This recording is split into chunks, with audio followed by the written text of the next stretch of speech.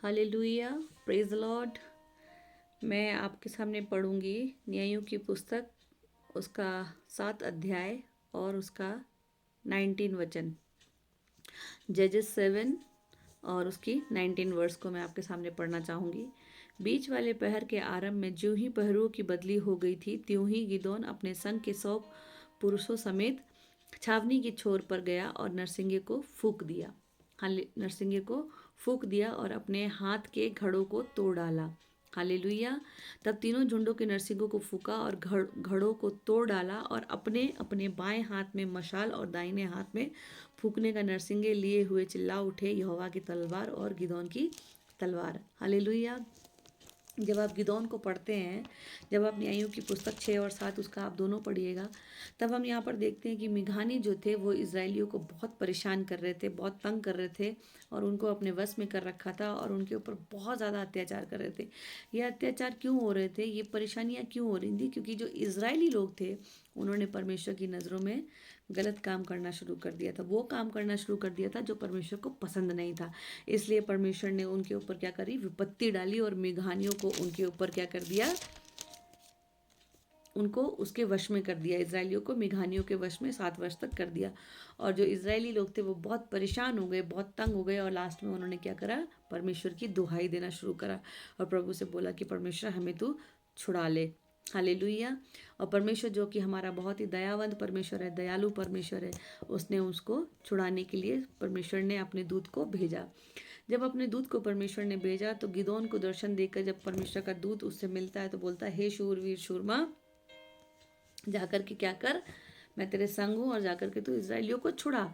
और जब परमेश्वर का दूत गिदोन को मिला था, लिखा उस टाइम पर गिदोन अपने लिए खाने पीने की चीजें, गेहूं को छुपा रहा था। क्योंकि मिघानी लोग आके उनका सब कुछ ले जाते थे, सब कुछ बर्बाद कर देते थे, छीन लेते थे।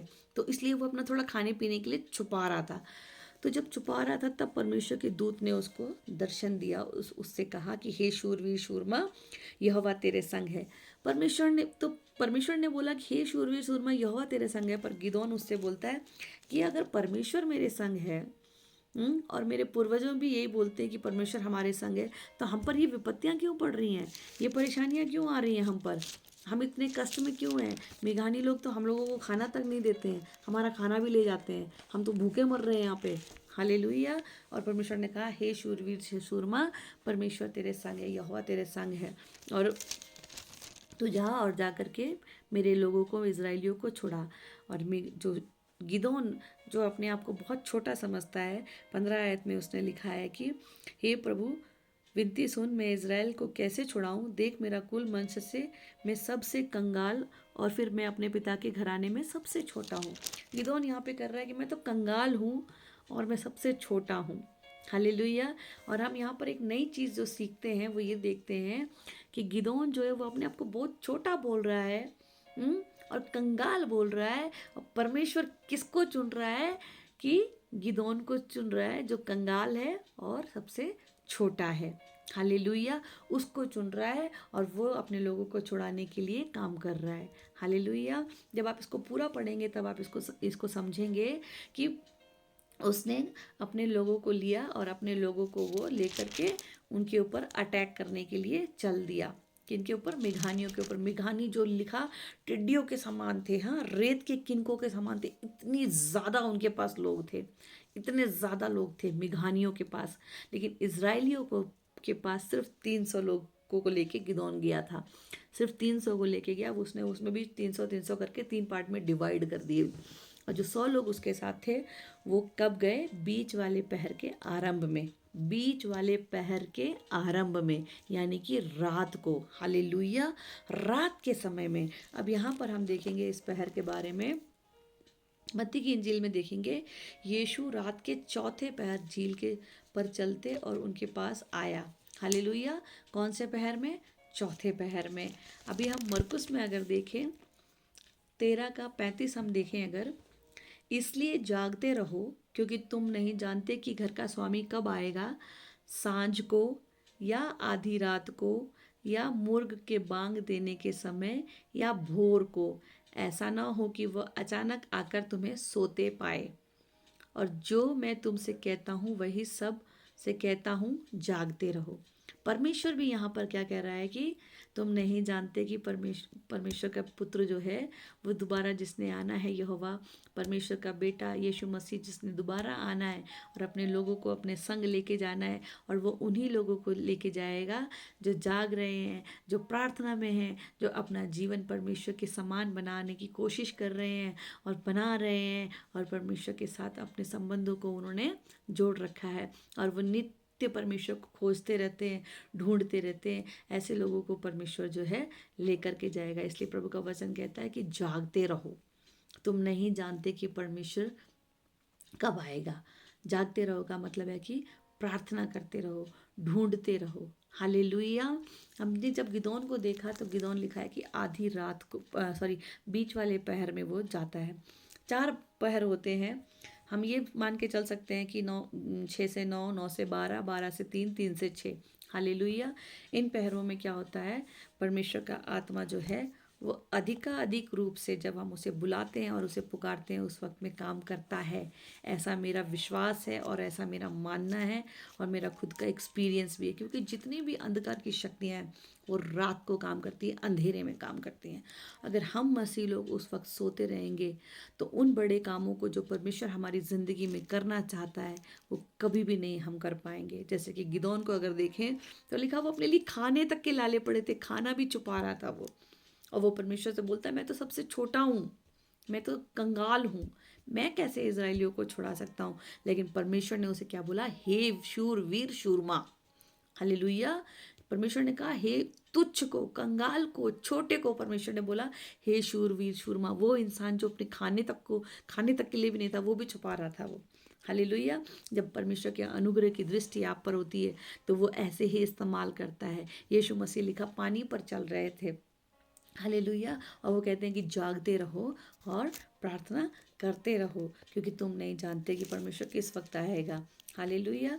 अगर हम निर्गमन की पुस्तक देखें, निर्गमन 14:24 देखें तो वहाँ लिखा हुआ है, और रात के अंतिम पहर में यहोवा ने बादल और आग के खंभे में से मिस्रियों की सेना पर दृष्टि करके उन्हें घबरा दिया। रात के अंतिम पहर में, रात के अंतिम पहर में यहोवा ने बादल और आग के खंभे में से मिस्रियों की सेना पर दृष्टि करके उन्हें घबरा दिया। हालेलुया। उन्हें घबरा दिया, वो डर गए। हालेलुया। रात के अंतिम पहर में, हालेलुया, वो डर गए, इतना डर गए, इतना डर गए कि वो खत्म ही हो गए। हालेलुया। वो समुद्र में मर गए, मिट गए, उनको दूर दूर तक आज वो दिखते भी नहीं है, क्योंकि परमेश्वर का क्रोध उनके ऊपर इतना भयानक दिखाई दिया, क्योंकि वो परमेश्वर के लोगों के साथ छेड़छाड़ कर रहा था। कौन? मिस्र, पूरा मिस्र। हालेलुया। जब परमेश्वर के लोगों के साथ छेड़छाड़ होती है और जब परमेश्वर के लोग परमेश्वर को दुहाई देते हैं तो वो उसके लिए कभी भी काम करने के लिए तैयार रहता है। हालेलुया। अगर हम भजन संहिता देखें, भजन संहिता का मैं आपके लिए पढ़ूंगी, भजन संहिता 63 मेरे साथ आप निकालिए। भजन संहिता 63, इसको आप पूरा पढ़िएगा, आपको मज़ा आएगा। फिर भी मैं आपके लिए पढ़ती हूँ। हे परमेश्वर, तू मेरा परमेश्वर है, मैं तुझे यत्न से ढूंढूंगा। सूखी और निर्जल ऊसर भूमि पर मेरा मन तेरा प्यासा, मेरा शरीर अति अभिलाषी है। इस प्रकार से मैंने पवित्र स्थान में तुझ पर दृष्टि की और तेरी सामर्थ और महिमा को देखूं, कि तेरी सामर्थ और महिमा को देखूं, क्योंकि तेरी करुणा जीवन से भी उत्तम है और मैं तेरी प्रशंसा करूंगा। इसी प्रकार मैं जीवन भर तुझे धन्य कहता रहूंगा और तेरा नाम लेकर अपने हाथ उठाऊंगा। मेरा जीव मानो चर्बी और चिकने भोजन से तृप्त होगा और मैं जय जयकार करके तेरी स्तुति करूंगा। 63 का 6 अगर आप पढ़ेंगे भजन संहिता तो उसमें लिखा है, जब मैं बिछौने पर पड़ा तेरा स्मरण करूंगा, तब रात के एक एक पहर में तुझ पर ध्यान करूंगा। यहाँ पर दाऊद कहता है कि परमेश्वर, जब मैं बिस्तर पे रहूंगा, जब मैं रात में एक एक पहर में मैं क्या करूंगा, तेरा ध्यान करूंगा। हालेलुया। इसको आप पूरा पढ़िएगा। फिर उसके बाद में 90, भजन संहिता 90 मेरे साथ निकालिए। भजन संहिता 90 का 4 में लिखा है, क्योंकि 1000 वर्ष तेरी दृष्टि में ऐसे हैं जैसे कल का दिन जो बीत गया, या जैसे रात का एक पहर। परमेश्वर के दृष्टि में कैसा है? जैसे रात का एक पहर, 1000 वर्ष। हालेलुया। वैसे ही हम यहाँ पर देखेंगे भजन संहिता 119 मेरे साथ निकालिए। भजन संहिता 119 का अगर हम देखें 148, यहाँ पर लिखा है, मेरी आंखें रात के एक एक पहर से पहले खुल जाती हैं। कब खुल जाती हैं? रात के एक एक पहर से पहले मेरी आंखें क्या हो जाती हैं? खुल जाती हैं। रात के एक एक पहर से पहले मेरी आंखें खुल जाती हैं, खुल गई कि मैं तेरे वचन पर ध्यान करूं। हालेलुया। अगर आपको अपने जीवन में बड़ी लड़ाइयों को जीतना है, बड़ी बड़ी टेस्टमनी को लेके आना है, बड़ी गवाहियों को देना है, तो मेरे दोस्तों मैं आपसे कहूँगी रात की प्रार्थना को शुरू करिए। क्योंकि जितनी भी अंधकार की शक्तियाँ हैं वो रात को काम करती हैं। आपके घर में कोई बीमार है, जॉब नहीं है, परिवार में कलेश है, जीवन में शांति नहीं है, जो भी है, आप रात को प्रार्थना करें। क्योंकि रात को जब आप प्रार्थना करते हैं और जब आप सुबह उठते हैं तो आप पाएंगे कि आप एक नए अभिषेक के साथ, एक नई सामर्थ्य के साथ, एक नए बल के साथ उठेंगे। आपने अपना काम कर दिया। अब जब आप सुबह फील्ड में जाएंगे तो परमेश्वर आपके साथ चलेगा। हालेलुया। परमेश्वर आपके साथ चलेगा और वो आपकी लड़ाई को लड़ेगा और आपको बुद्धि देगा हर पहर में, रात में। क्योंकि हम लोग क्या करते हैं, खाना वाना खा के रात को 11-12 बजे, 10 बजे, 9 बजे, जैसा भी है, मस्त सो जाते हैं, मस्त, है ना। शिलोंग में तो ठंड भी ज़्यादा है तो लोग रज़ाई तान के सो जाते हैं। वो मेरे एक उस्ताद थे, वो बोलते थे, किस किस को याद करिए, किस किस को रोइए, आराम बड़ी चीज़ है, चद्दर तान के सोइए। हालेलुया। पर हमें सोना नहीं है। हालेलुया। ये मैं आपको ऐसे ही बता रही हूँ क्योंकि ट्रेनिंग में क्या होता है, लोग बहुत आलस कर जाते हैं, तो वो उन आलसियों के लिए कहते थे कि आराम बहुत बड़ी चीज़ है, चद्दर तान के सोइए। पर हमें चद्दर तान के नहीं सोना है, क्योंकि जो हमारा परमेश्वर है, जो हमारा यहोवा है, वो ये कहता है कि जागते रहो और प्रार्थना करते रहो, ताकि तुम विपत्ति पर ना पड़ो, ताकि तुम परमेश्वर को समझ सको, तुम जान सको कि परमेश्वर कितने बड़े बड़े काम कर सकता है। अगर आप पतरस और पौलुस को देखें तो लिखा, आधी रात को वो प्रार्थना कर रहे थे जब वो बंदी गृह में थे। वे वो सोए नहीं थे, वो रो नहीं रहे थे, वो चीख नहीं रहे थे, चिल्ला नहीं रहे थे, परमेश्वर को कोस नहीं रहे थे, गालियाँ नहीं निकाल रहे थे कि हे प्रभु मैं तो तेरा काम कर रहा था, तूने तो मेरे को बंदी गृह में लाके डाल दिया। हालेलुया। लिखा, वो आराधना कर रहे थे रात के समय में। यीशु मसीह को जब अपना क्रूस उठाना था तब लिखा वो रात को प्रार्थना करने गए। बाइबल में लिखा है कि यीशु मसीह भोर होने से बहुत पहले प्रार्थना करने जाते थे। लेकिन मैं और आप क्या कर रहे हैं? हाँ, 10 बजे, 11 बजे, 12 बजे बिस्तर पे लेटते हैं, मोबाइल पकड़ा, घुमावा, ऊपर नीचे, ऊपर नीचे, ऊपर नीचे, ऊपर नीचे, और लास्ट में ठक फोन रखे। ठीक है, वो नहीं करना है। हालेलुया। वो नहीं करना है, क्योंकि हम परमेश्वर के बच्चे हैं। परमेश्वर हमसे प्यार करता है, उसकी दया हम पर है, उसका अनुग्रह हम पर है। लेकिन हमें जागते रहना है, क्योंकि ये अंतिम समय चल रहा है। परमेश्वर कब आएगा नहीं मालूम है। हमें खुद भी तैयार होना है, लोगों को भी तैयार करना है, क्योंकि यीशु मसीह क्या है? हमारा दूल्हा है। हालेलुया। वो अपनी कलीसिया को लेने आ रहा है। हम में से प्रत्येक की जिम्मेवारी है कि हम जागते रहें। हम अपने लिए सिर्फ प्रार्थना ना करें, बल्कि हमारे सभी मित्रों के लिए, पड़ोसियों के लिए, अपने दोस्तों के लिए, सबके लिए प्रार्थना करें। परमेश्वर हर एक के जीवन में काम करे, हर एक को अपनी दया से, अपने अनुग्रह से भरे। और अगर आप अपने आप को गिदौन समझते हैं, अपने आप को कमज़ोर समझते हैं, अपने आप को छोटा समझते हैं, तो मैं आपको ये बताना चाहती हूँ कि परमेश्वर आपसे कहता है, हे शूरवीर शूरमा, परमेश्वर तेरे साथ है, यहोवा तेरे साथ है। उसका दर्शन आप देखने पाएंगे। हालेलुया।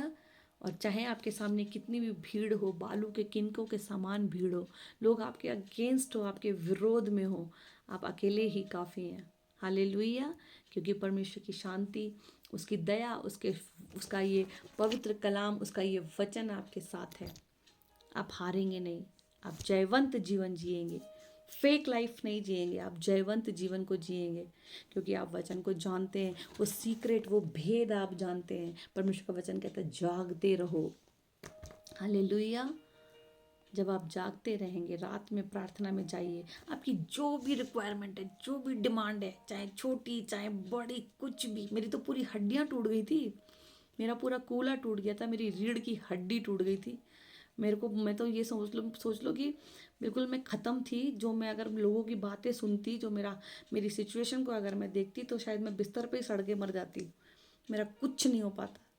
लेकिन उस महान परमेश्वर ने मुझे बचाया और मुझे फिर से खड़ा किया, आपके सामने मैं खड़ी हूँ। हालेलुया।